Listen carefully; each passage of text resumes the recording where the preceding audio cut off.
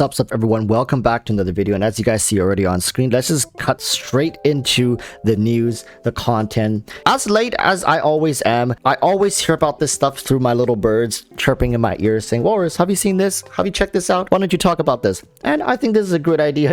I think this is something that I've mentioned a couple times, the potential of a PvP mode. However, how Hoyoverse is done here is very specific and particular, and I believe it's a one-time thing. I don't think they want to encourage this. However, they might be teasing the idea. I'm going to talk about the good, the bad, as always, and some things that are on my mind the second that I heard about this. And don't worry, people, I'm going to show you guys some footage. I actually went through the Bilibili video and checked it out and see what's going on here. And I think they're going for more of an atmosphere to generate noise more so than thinking about an actual playable and viable game mode. And I'll talk about this in detail as we get more into the video. First and foremost, I have to introduce you guys to what this essentially is. This is basically, if you guys have ever seen League of Legends or Dota, this is a similar format. You guys get to ban and then choose heroes afterwards. And as you guys can see, it comprises of two separate teams. And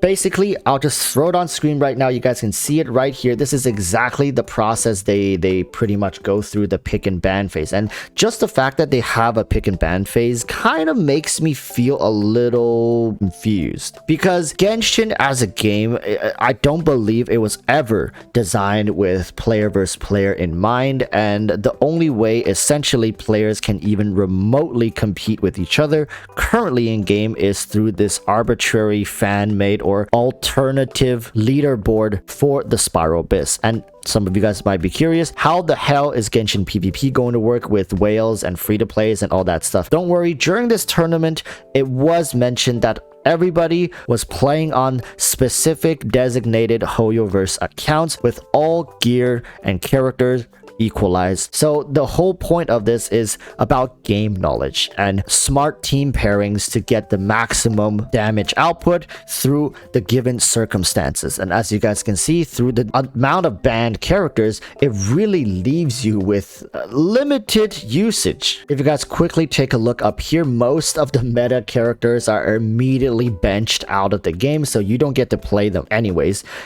Somehow Eula made it through along with Kazuha, but hey, these guys are pros, don't ask me about it. I'm just here to comment on the reality and the potential and the feasibility of having a game mode like this. And I think a lot of people, their knee-jerk reaction is gonna say this is terrible, awful, can't believe they even done this. But don't worry, this was a tournament event that was sponsored by Hoyoverse and hosted by someone else on the Bilibili platform, which is like the YouTube of China. See, I believe it was for a university or something. There was a tournament. I believe there's been multiple tournaments at this point. This isn't the only one. It's happened before, and I believe it's going to continue happening. Every once in a while, this does generate a little bit of noise and excitement for the community who is really into this whole competitive aspect of the game. But here's why I think this will never come into the game, because there's no way Hoyoverse is going to hand deliver accounts to everyone, and I don't think Hoyoverse ever wants to encourage this phenomenon where people are bashing each other's face in, both in-game and online, saying, haha, I am rank blah blah blah and you're rank blah blah blah, and therefore I am superior to you.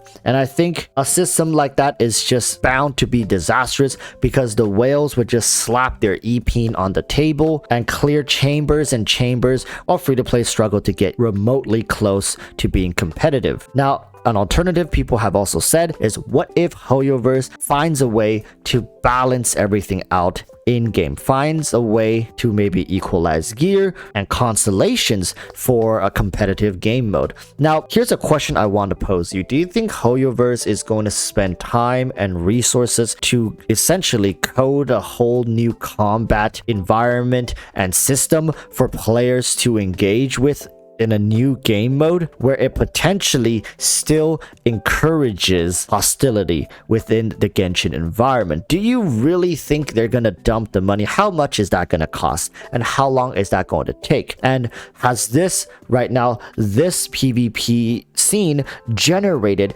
any sort of traction, then people who didn't follow specific content creators who covered this, how many of you guys even knew about it, right? That's my question.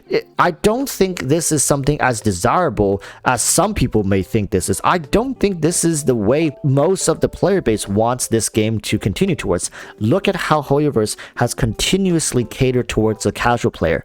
What part of this screams casual to you? And even for the endgame players, the veterans of this game, do you think veterans right now even want this? When we're screaming for more endgame content, do you think veterans would be happy if there were some sort of endgame PvP dungeon grind or kind of leaderboard for PvP or some sort? Do you think that's what veterans would want? Is that something that will encourage the player base to log in? Especially, let's say, if you are a free-to-play player, do you want to log in just to get your cheeks clapped by Mr. Sanzu River with his C6R5 Raiden Shogun?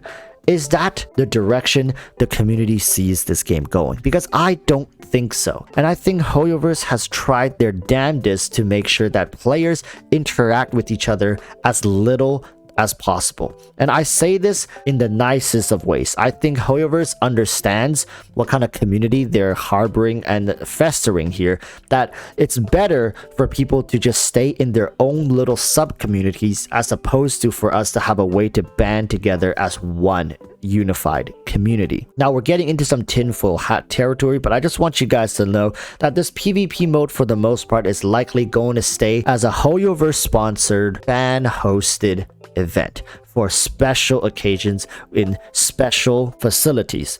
This is meant to generate hype, excitement for a small group of people, to give them a space or maybe even a scene to turn to when they really want more Genshin content.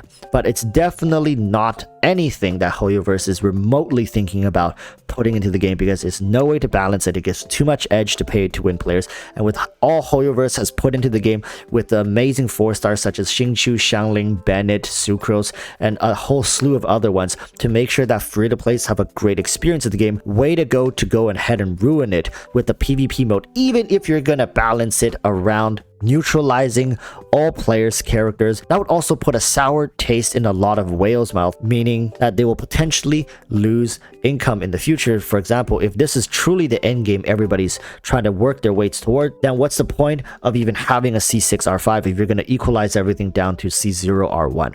And this also brings about another problem, which is there are characters who just doesn't feel that good until you get C1 and C2. So how do you balance that? Are you going to give those characters C1 and C2, but other characters have to stay at C0? Then how is that balance? Are you saying that some characters at C0 are stronger than some characters at C1 potentially? How is that gonna work? It highlights too many of the imperfections that Hoyoverse has been trying to cover up and work their way around, and bringing more light and attention to the game's imbalance with elements and stuff is just asking for more trouble. The game doesn't function really well on a competitive level, and characters such as Raiden Shogun and Bennett are probably never going to even get played. So for people who have Raiden and Bennett, if you have a banning phase, you're never going to play them. People are going to ban Ayaka, Bennett, they're going to ban Raiden, and they're going to ban characters like Ganyu, Xingqiu. It's just problems waiting to happen, and eventually there's going to be more characters released, and then there's not going to be enough ban space, and there's going to be broken meta characters that everybody needs to get if you want to stay competitive in the PvP scene. Sounds like a headache, doesn't it? And that's why I think it's never going to happen. It's never going to work. It's great to see that this community is festering and developing in other ways though,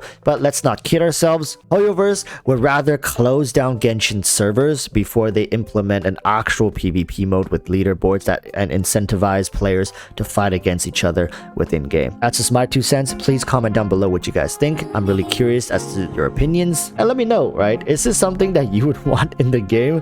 Because I sure as hell don't. So with that said, until next time, urge you all to stay safe and peace.